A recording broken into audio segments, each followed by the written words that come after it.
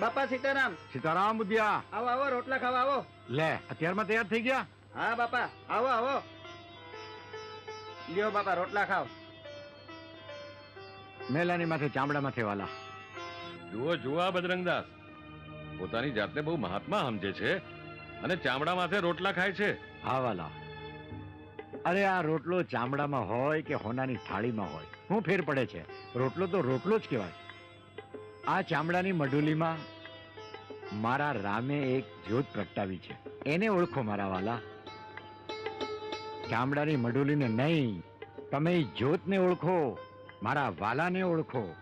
જેને ભાઈ મારા રામને ઓળખવો હોય એને આ મારી અરજ છે. બાકી હું નથી કહેતો કે તમને કે તમે હું ખાવ એમ તમે ખાઓ. વાલા, આ મારી અરજ છે.